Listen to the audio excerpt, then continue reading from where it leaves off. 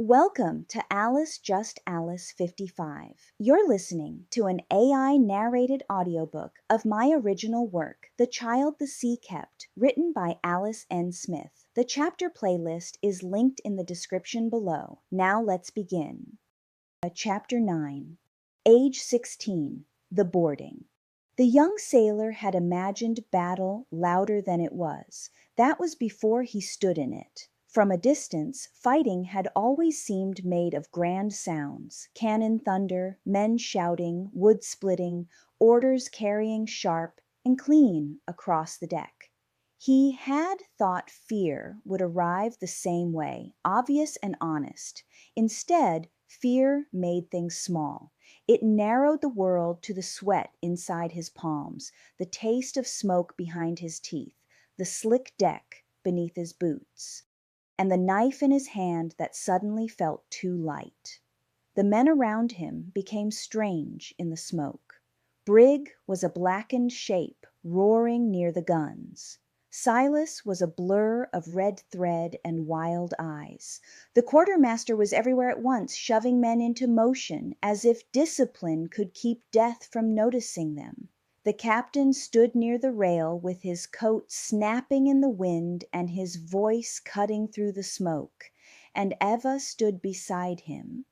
That was what the young sailor could not stop seeing. She was 16 now, not tall, not broad, not loud, and still somehow impossible to overlook. Her hair was tied back, her sleeves rolled, a short blade resting in her hand as naturally as a pencil might have rested in another girl's.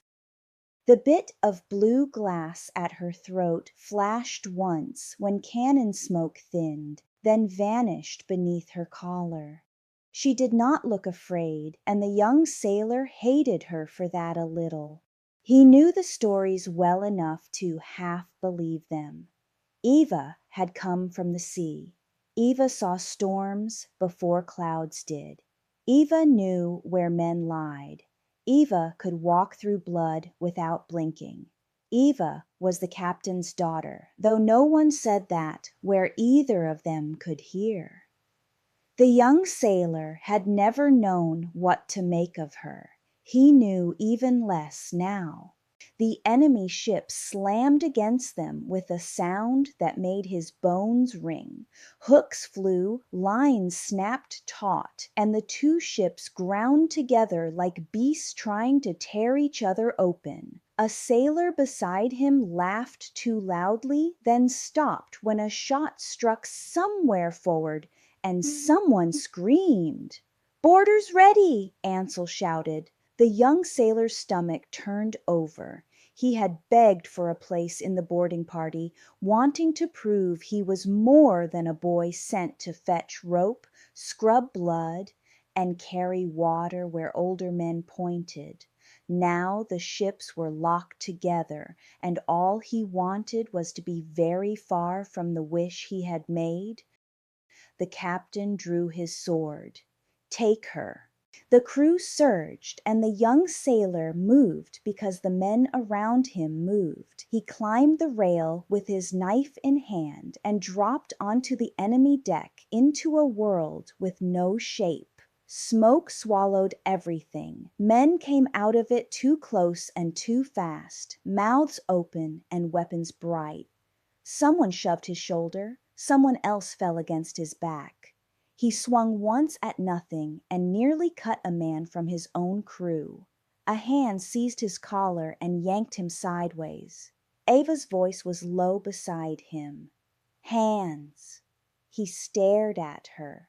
She did not look at his face. Her eyes were on the men ahead. Watch hands, not mouths. Then she was gone. A man rushed from the smoke with a boarding axe raised high and a curse tearing out of him. The young sailor saw the mouth first, wide and furious. Then he remembered Eva's voice. Hands. He saw the axe begin to fall and stumbled back, just before it would have split his shoulder. Another pirate drove into the attacker from the side, knife flashing once beneath the man's ribs, and both of them crashed out of sight. The curse stopped before the body hit the deck. The young sailor stood frozen, breath stuck in his chest. Watch hands, not mouths. He tried. Hands held blades, reached for pistols, grabbed coats, railings, rope, throats. Faces lied. Hands told the truth faster. He moved again, not bravely, not well, but he moved. The fight dragged him deeper across the enemy deck. He saw the captain near the center, his sword moving with terrible economy, and the quartermaster near him, less a guard than a wall that disliked being climbed. Eva moved between all of them. She did not fight by roaring forward or throwing herself at the nearest body. She crossed spaces, closed gaps, and appeared where someone had not expected her. A blade turned aside here, a wrist cut there, a pistol knocked from a hand before it fired. She seemed less like a fighter than a decision the battle had made before anyone else understood the question. The young sailor tried to follow her example and failed almost at once. An enemy sailor came at him from the left, bigger and older, breath hot with rum and smoke. The young sailor lifted his knife badly. The impact jarred his arm from wrist to shoulder, and pain flashed up to his teeth. Then he forgot everything. The knife, the hands, the deck, the black flag. He heard only his own breath, high and thin and humiliating. His legs would not move. His fingers would not close properly around the hilt. The enemy sailor smiled. That was the worst part. Not the blade, not the blood on his shirt, the smile. It was the smile of a man who had found something easy. Then Eva was there. She struck the enemy sailor's wrist hard enough to turn his cut aside, and her other hand shoved the young sailor backward by the chest. "Move!" He moved because she had made him. The enemy sailor cursed and turned on her. Eva did not retreat. She let him come one step too far, then hooked her foot behind his ankle and drove her blade beneath his ribs. The man's breath left him in a wet gasp. He sagged against her, suddenly heavy, and Eva stepped aside as he fell. The young sailor stared at the body. Eva looked at him, not frightened, not triumphant, only waiting. "I froze," he said. The words came out broken and small. Eva's face did not change. Yes. Shame burned hotter than fear. He wanted her to lie. He wanted her to say no, or it happens, or any of the gentle things Thomas might have said if Thomas had been foolish enough to come aboard in the middle of a boarding action. Eva said none of them. The young sailor swallowed. "I can't." "Yes," Eva said. He stared. She stepped closer so he could hear her beneath the fight. "Breathe after you move, not before." A shot cracked nearby. Splinters burst from the rail. The young sailor flinched. Eva caught his wrist and turned his knife hand outward. Again. "What?" "Again," Eva said. Another enemy sailor came through the smoke, younger than the last, but still larger than him, with blood running from his scalp into one eye. The young sailor felt the fear rise again, huge and hot, filling every part of him. Eva did not step in front of him this time. She stood beside him. "Hands," she said. The enemy's right hand held the blade. His left hand reached for the young sailor's shirt. it. The young sailor saw it. He moved before breathing, just as she had said. He stepped sideways, clumsy but enough. The enemy's grabbing hand closed on empty air. The young sailor struck at the wrist because it was the only thing he could see clearly. His knife cut skin. The enemy cursed and dropped his blade. Ava kicked it away. The young sailor sucked in air. "Now breathe," she said. He did. The enemy tried to lunge barehanded, but Ansel arrived before he could reach them. His sword moved once, quick and final, and the man folded to the deck without another sound. Ansel looked from Eva to the young sailor. "Alive?" The young sailor nodded too quickly. Eva said, "For now." Ansel's mouth twitched once. "Keep him that way." Then he was gone. The young sailor should have been insulted. He was too grateful. The fight began to turn after that. He did not understand how, only that something in the enemy crew broke. The captain shouted an order, and their own men answered. The quartermaster drove 3 sailors toward the bow. Silas was bleeding from the ear and insisting he had meant to do that. The young sailor stayed near Ava because he was not too proud to recognize shelter when it walked beside him. She did not protect him like a nursemaid. She did not watch him tenderly or pull him away from every threat.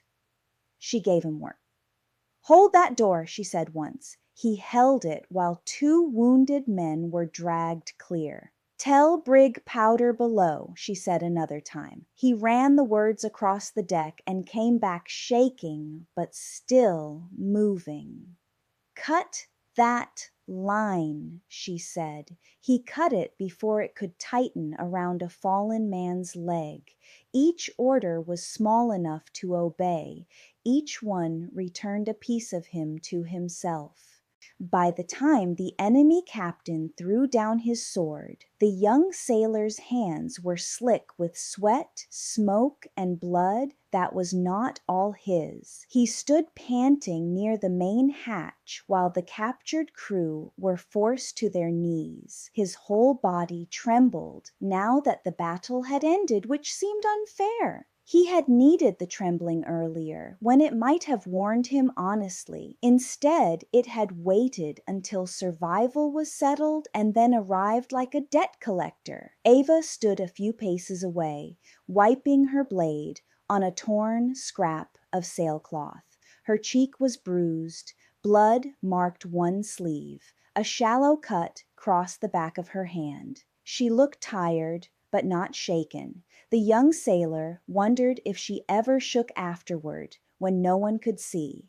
The thought startled him. Until then, he had believed the stories because they made her less human and therefore easier to understand. Omens did not feel fear. Curses did not wake trembling. The seas chosen did not need to swallow panic or wipe blood from their hands in the dark.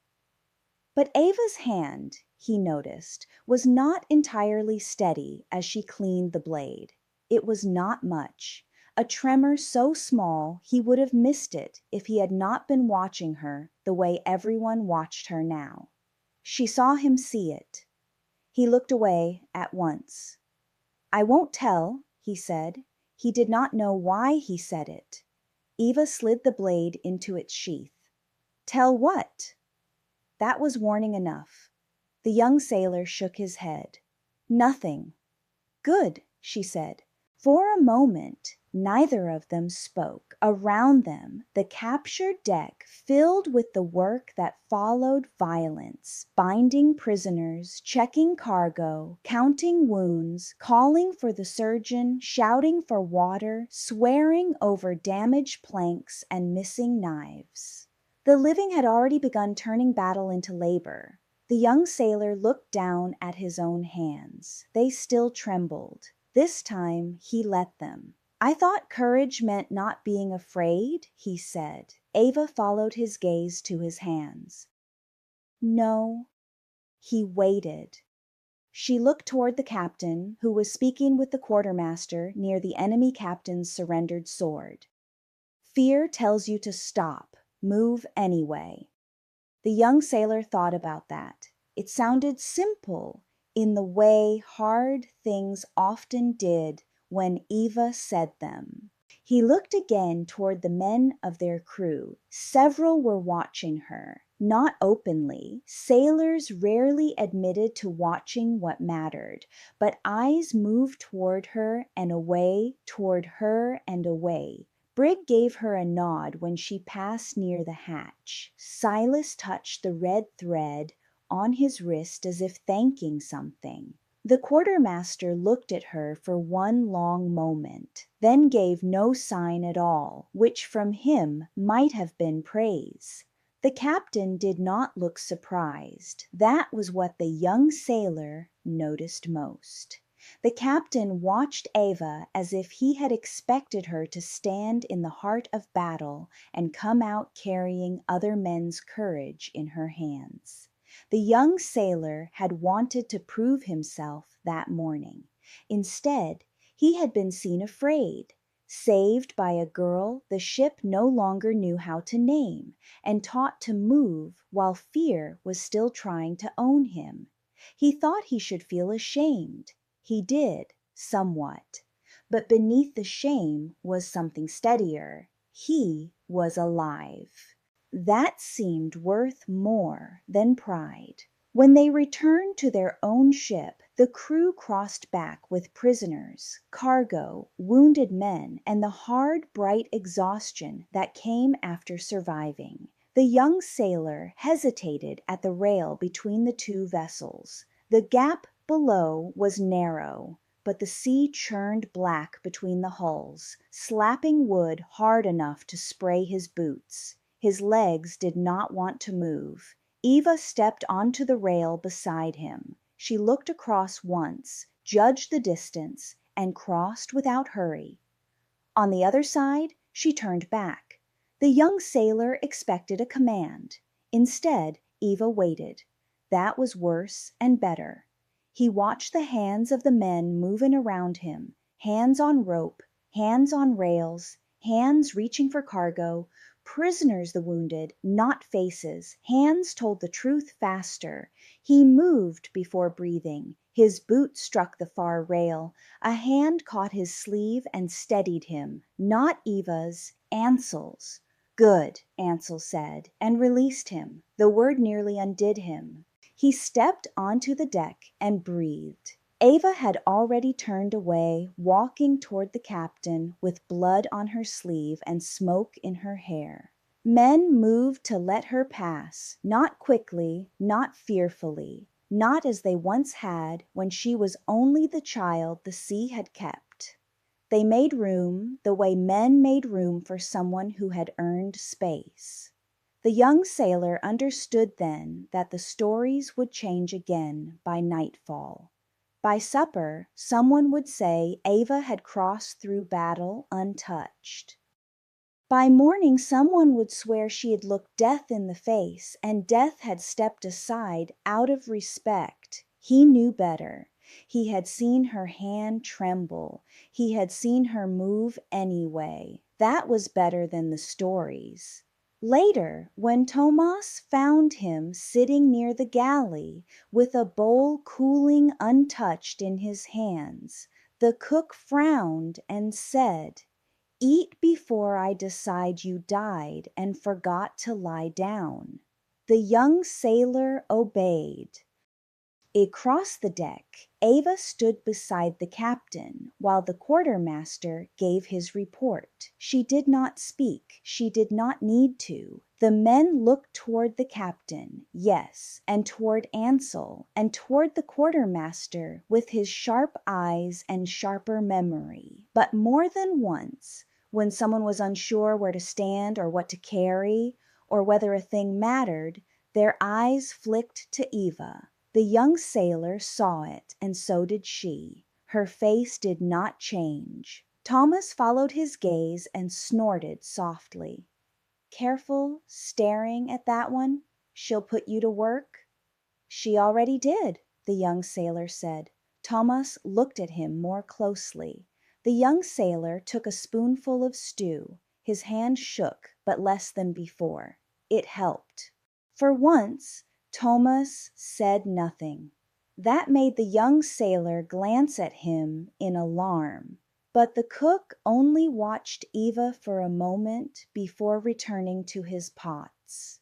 That night, as the captured cargo was counted and the wounded groaned below, the young sailor tied his hammock with knots he checked twice. He lay awake long after the lanterns dimmed, listening to the ship settle around him. Every creak sounded like the enemy deck.